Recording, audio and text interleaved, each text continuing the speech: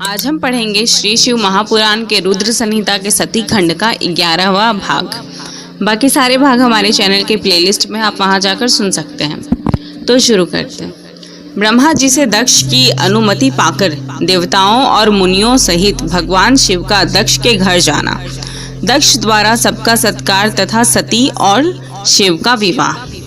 ब्रह्मा जी कहते हैं, नारद, तदनंतर मैं हिमालय के कैलाश शिखर पर रहने वाले परमेश्वर महादेव शिव को आने के लिए प्रसन्नता पूर्वक उनके पास गया और उनसे इस प्रकार बोला, वृषभध्वज, सती के लिए मेरे पुत्र दक्ष ने जो बात कही है उसे सुनिए और जिस कार्य को वे अपने लिए असाध्य मानते थे उसे सिद्ध हुआ ही समझिए।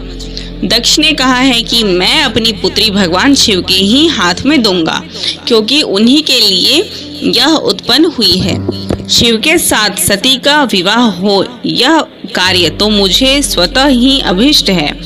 फिर आपके भी कहने से इसका महत्व और अधिक बढ़ गया। मेरी पुत्री ने स्वयं इसी उद्देश्य से भगवान शिव की आराधना की है और इस समय शिव जी भी मुझसे इसी के विषय में अन्वेषण पूछताछ कर रहे हैं। इसलिए मुझे अपनी कन्या अवश्य ही भगवान शिव के हाथ में देनी है। विधाता, वे भगवान शंकर शुभ लग्न और शुभ मुहूर्त में यहाँ पधारे। उस समय मैं उन्हें शिक्षा के तौर पर अपनी यह पुत्री दे दूंगा। वृषभध्वज, मुझसे दक्ष ने ऐसी बात कही है, अतः आप शुभ मुहूर्त में उनके घर चलिए और सती को ले आइए। मुने, मेरी यह बात सुनकर भक्त वत्सल रुद्र लौकिक गति का आश्रय ले हंसते हुए मुझसे बोले, संसार की सृष्टि करने वाले ब्रह्मा जी, मैं तुम्हारे और नारद के साथ ही दक्ष के घर चलूंगा।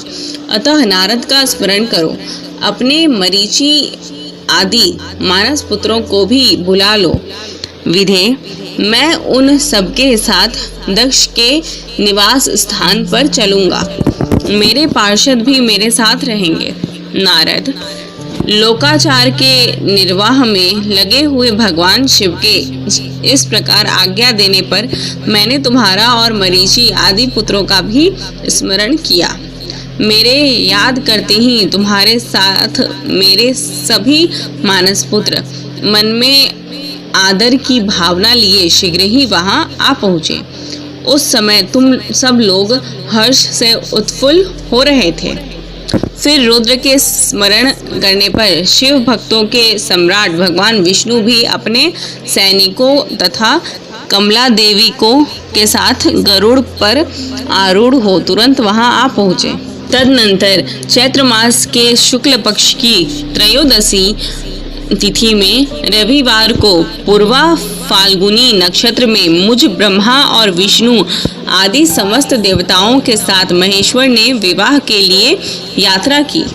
मार्ग में उन देवताओं और ऋषियों के साथ यात्रा करते हुए भगवान शंकर बड़ी शोभा पा रहे थे। वहां जाते हुए देवताओं, मुनियों तथा आनंद मग्न मन वाले प्रमथ गणों का रास्ते में बड़ा उत्सव हो गया था। भगवान शिव की इच्छा से वृषभ, व्याघ्र, सर्प, जटा और चंद्रकला आदि सबके सब उनके लिए यथा योग्य आभूषण बन गए। तदनंतर वेग से चलने वाले बलवान बलिवर्द नंदीकेश्वर पर आरूढ़ हुए महादेव जी श्री विष्णु आदि देवताओं को साथ लिए क्षण भर में प्रसन्नता पूर्वक दक्ष के घर जा पहुँचे। वहाँ विनीत चित्त वाले प्रजापति दक्ष समस्त आत्मीय जनों के साथ भगवान शिव की अगवानी के लिए उनके सामने आए। उस समय उनके समस्त अंगों में हर्ष जनित रोमांच हो आया था। स्वयं दक्ष ने अपने द्वार पर आए हुए समस्त देवताओं का सत्कार किया। वे सब लोग सूर्य श्रेष्ठ शिव को बिठाकर उनके पार्श्व भाग में स्वयं भी मुनियों के साथ क्रमशः बैठ गए। इसके बाद दक्ष ने मुनियों सहित समस्त देवताओं की परिक्रमा की और उन सबके साथ भगवान शिव को घर के भीतर ले आए। उस समय दक्ष के मन में बड़ी प्रसन्नता थी।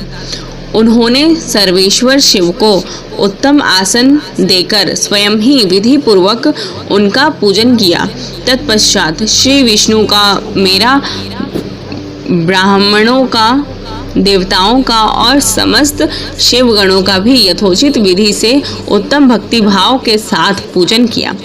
इस तरह पूजनीय पुरुषों तथा अन्य लोगों सहित उन सबका यथोचित आदर सत्कार करके दक्ष ने मेरे मानस पुत्र मरीचि आदि मुनियों के साथ आवश्यक सलाह की।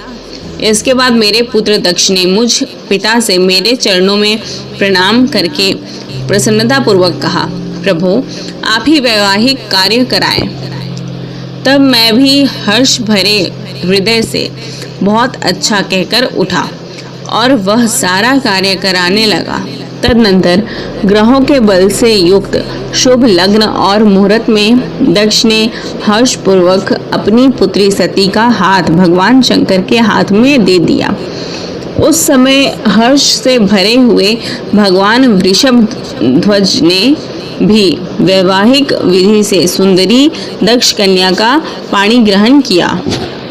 फिर मैंने, श्री हरि ने, तुम तथा अन्य मुनियों ने, देवताओं और प्रमथ गणों ने भगवान शिव को प्रणाम किया और सबने नाना प्रकार की स्तुतियों द्वारा उन्हें संतुष्ट किया।